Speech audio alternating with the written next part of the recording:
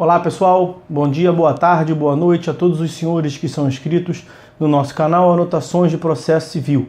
Se você ainda não é, eu sou o professor Arthur Vieira e depois que eu concluí o meu doutorado em Direito Processual, eu resolvi me dedicar a esses veículos de comunicação para que eu pudesse transmitir aos senhores conhecimento jurídico de qualidade e de forma gratuita.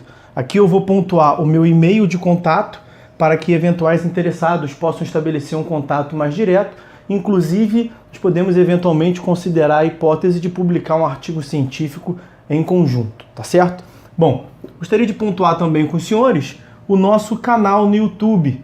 Se você ainda não é inscrito, basta clicar no ícone do livro que fica no canto inferior do vídeo para que você se inscreva. Sugiro também que você clique no ícone do sininho para que você possa ativar as notificações dos vídeos que são constantemente disponibilizados por aqui. Gostaria de apresentar também aos senhores a nossa plataforma acadêmica, arturvieiracursos.com.br, arturvieiracursos.com.br, onde os senhores encontrarão cursos online de modo gratuito, inclusive com a emissão de certificado válido em todo o território nacional, tá certo? Então, após a pausa, nós vamos tratar do vídeo de hoje.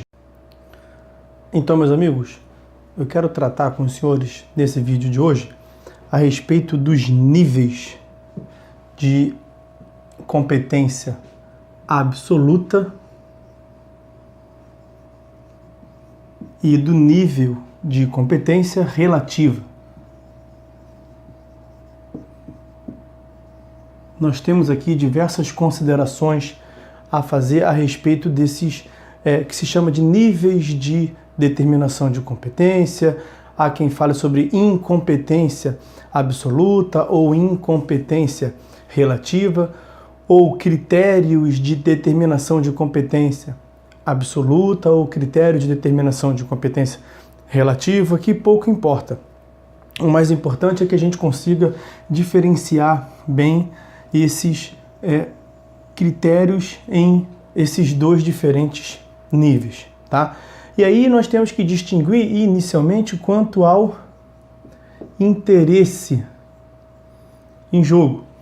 E aí, quanto ao interesse em jogo, o nível absoluto de determinação de competência, ele tem um interesse público subjacente, ao passo que o nível relativo de determinação de competência tem um interesse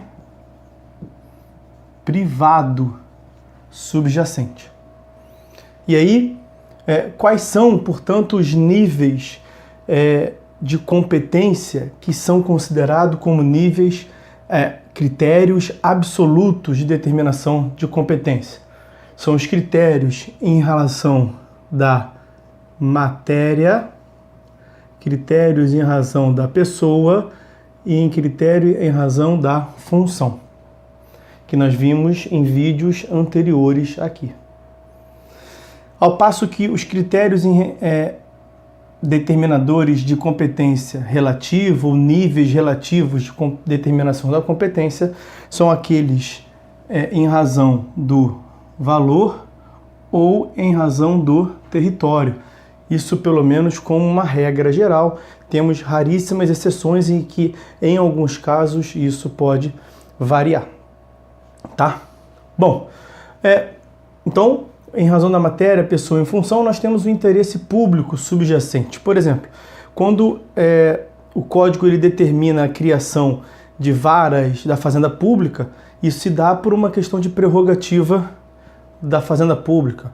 Quando o código determina a competência em razão da função, como nós vimos no vídeo anterior, a competência em razão da função para o julgamento do recurso, para o julgamento dos embargos, para a carta precatória, para justamente dividir a função. A mesma lógica em razão da divisão das matérias, especialização do exercício da função jurisdicional. Então há um interesse público subjacente, o que é muito diferente quando o código determina a competência territorial, que, como nós vimos, em regra, é para beneficiar o réu. Em regra, o juízo competente nas demandas em que se discuta direito pessoal, assim como direito real sobre bens móveis, nós estudamos isso, é o foro de domicílio do réu. Então se dá para beneficiar, para tutelar interesse privado da parte. Beleza? Agora, um outro critério a respeito da possibilidade de, vamos assim dizer, de negociação por parte das partes. O critério ou o nível absoluto de determinação da competência, ele é cogente. Ele é cogente ou imperativo. Cogente ou imperativo. Portanto, ele não admite afastamento. Vejam o que consta do artigo 62. A competência determinada em razão da matéria, da pessoa ou da função é inderrogável por convenção das partes. Artigo 62. Artigo 62. Artigo 62.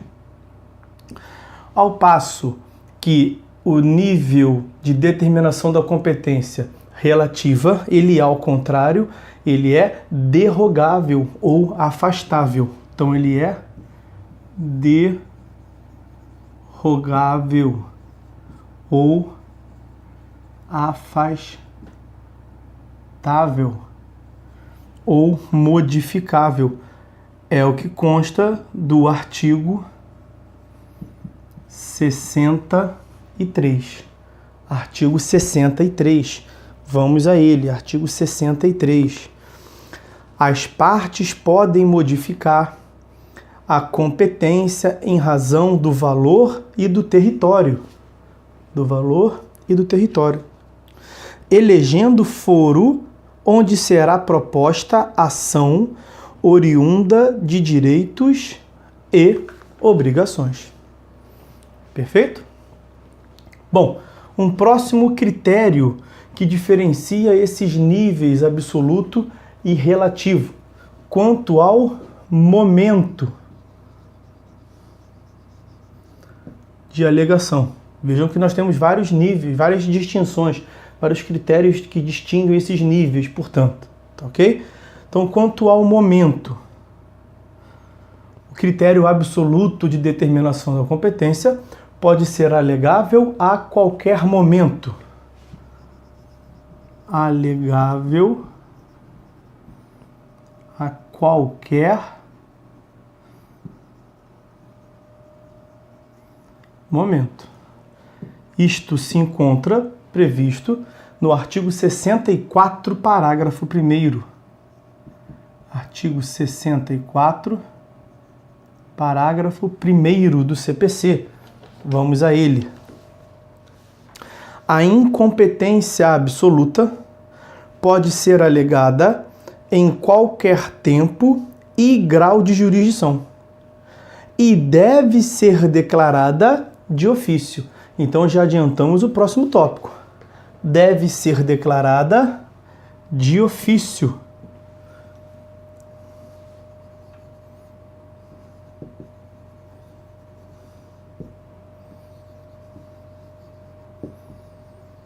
Conhecimento de ofício.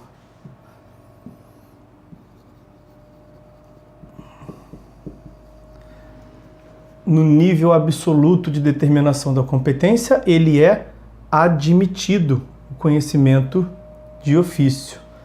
E o momento aqui, ele é alegável a qualquer tempo. A referência normativa é a mesma.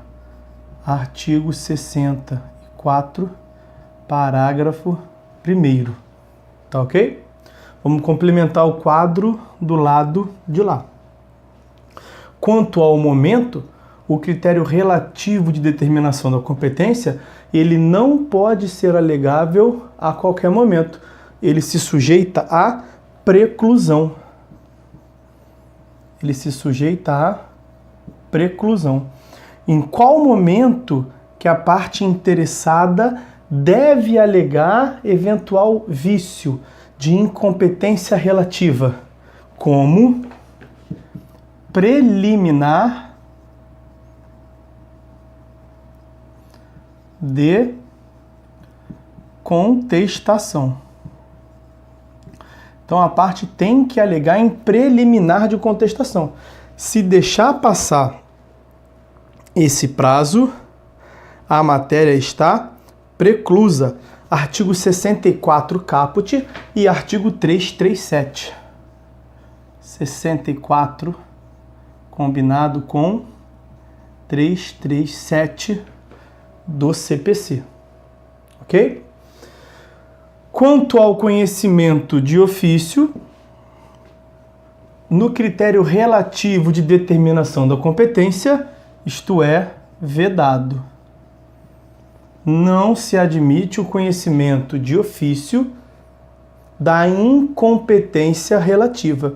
Por que não se admite o conhecimento de ofício da incompetência relativa? Nós vamos ter que casar com o artigo 65, porque o próximo critério distintivo vai ser isso aqui, ó. A prorrogação da incompetência. Prorrogação. No critério relativo, no nível relativo de determinação da competência, admite-se a prorrogação da incompetência. Então, o juízo incompetente, ele é prorrogável. O que significa dizer que o juízo incompetente ele é prorrogável? O que se encontra disciplinado no artigo 65. Vamos dar uma lida no artigo 65. Deixa eu só antes completar aqui, ó. No critério absoluto de determinação da competência, o juízo é improrrogável. Então aqui, ó, ele é improrrogável, é dizer, não prorrogável. Vamos dar uma lida no artigo 65. Prorrogar-se-á a competência relativa se o réu não alegar a incompetência em preliminar de contestação. Então, olha lá. Ele tem que alegar em preliminar de contestação. Podemos incluir ali também o próprio artigo 65. 65 também. Porque se ele não alegar, o juízo que inicialmente ele era incompetente, ele passará a ser tido por competente. Qual é a lógica aqui de prorrogação? Vejam bem, senhores. Lembrem-se aqui do que nós vimos no vídeo anterior. Olha aqui. O que significa dizer? O que significa dizer? A ideia geral sobre competência. A fixação, a delimitação do âmbito de atuação do juízo. Então, nós vamos estabelecer limites dentro dos quais aquele órgão jurisdicional, aquele juízo, pode exercer jurisdição. Esse aqui é o seu âmbito de competência. Aqui dentro, ele pode exercer jurisdição. Então, a princípio, o que ele vem a exercer de jurisdição aqui fora é incompetente, é inválido, é ilegítimo, é inconstitucional, está errado. Aqui também. Aqui também. Aqui também. Mas vejam o que eu disse. A princípio. Por que a princípio? Porque vai depender do tipo de vício. Vai depender, vamos ter que voltar aqui para trás, vai depender do nível de determinação da competência. Se foi uma norma de interesse público ou de interesse privado. Se a finalidade da norma foi a tutela de interesse público, se as partes poderiam ou não afastá-la, se a oportunidade para alegar esse vício preclui ou não, se pode ser alegado a qualquer tempo, se pode ser reconhecido de ofício. E essencialmente, para o que estamos analisando aqui neste momento agora, se o juízo incompetente vai se prorrogar ou não. O que significa dizer a prorrogação? Vamos voltar para lá. O que é essa lógica de prorrogação, meus amigos? Olha só. O juízo é competente para exercer jurisdição aqui. Aqui ele é competente. Ele é competente para exercer jurisdição aqui? Não. Mas vamos imaginar que aqui é uma fixação de competência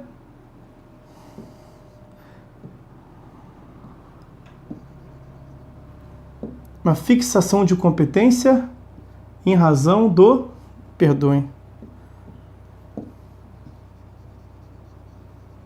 fixação de competência em razão do território.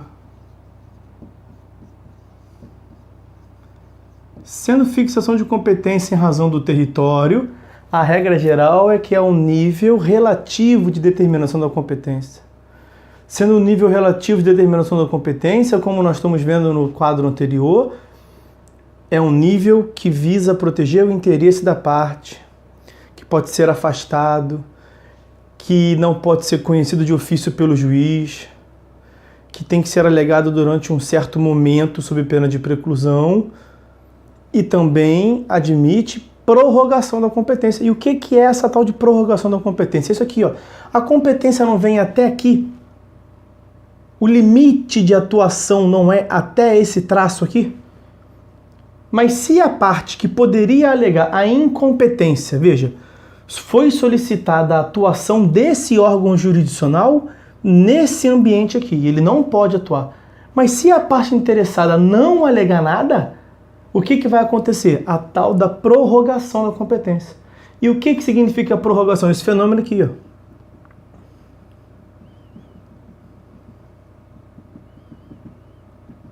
Ele não pode atuar neste âmbito territorial aqui, mas naquele caso, diante da inércia da parte interessada, a competência territorial ter-se-á prorrogada.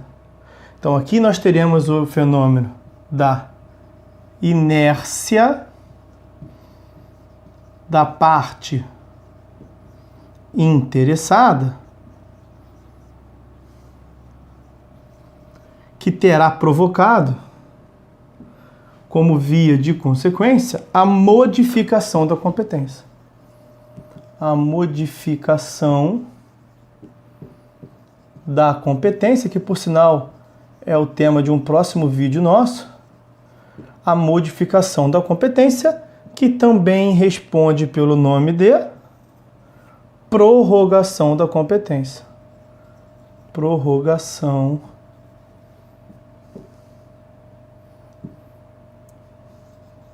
da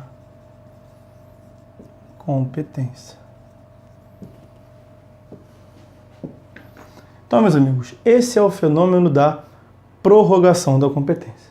Tá certo? Enfim, aí o último critério que eu quero tratar com os senhores, para a gente encerrar esse vídeo, é a hipótese de sanação ou sanabilidade. Que nós já, na verdade, nós já tratamos. Ao tratar da hipótese de prorrogação, nós já vimos implicitamente essa ideia de sanabilidade. Como ele é improrrogável, o nível absoluto, é porque, na verdade, a hipótese de improrrogabilidade decorre da circunstância de que o vício ele é insanável. Por que o vício ele é insanável?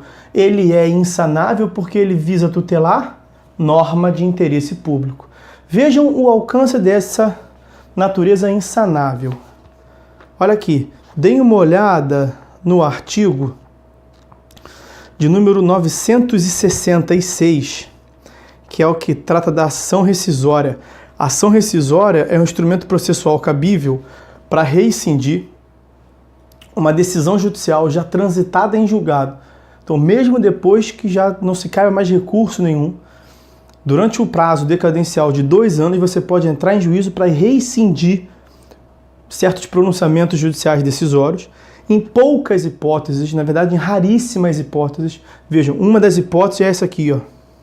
A decisão de mérito transitada em julgado pode ser rescindida quando, inciso 2º, for proferida por juiz impedido ou por juízo absolutamente incompetente.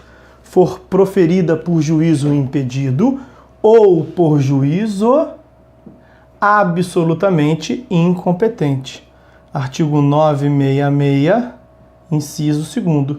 Hipótese de ação rescisória, porque o juízo que proferiu aquela decisão já transitada em julgado, ele era incompetente pelo nível absoluto, feriu norma de interesse público. Então aquilo não tem correção, tá? Bom, e aí, para encerrar o vídeo, o critério relativo de determinação da competência, ele é corrigível, ele é sanável?